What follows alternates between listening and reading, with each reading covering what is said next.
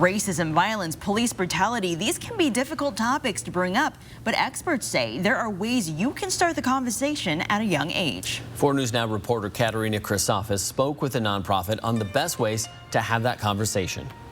It's a question many parents are used to answering. What is it?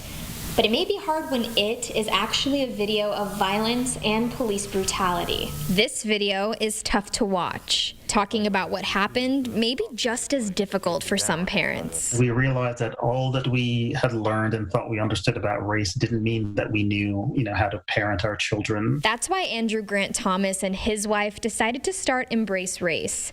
The nonprofit aims at helping parents teach children about racial identity. There were very few resources and little in the way of community for those of us who felt that way. Thomas believes that's where many of these issues stem from, a lack of communication and a lack of understanding.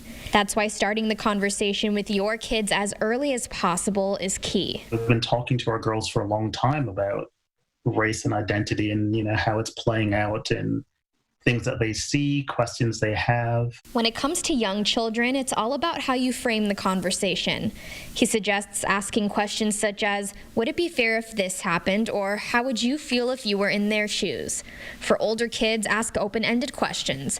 What are they seeing on social media? What are their friends saying about it? Right now, this is a time when they're actually more likely to initiate. As horrible as recent events have been, Thomas says this stems from a much bigger issue. Let's separate what the white police officer who knelt on George Floyd's neck did from the sort of underlying conditions that allowed him to think he could do that and get away with it. It's about shifting the perspective.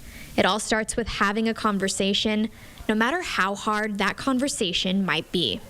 In Spokane, Katerina Chryssafis, 4 News Now.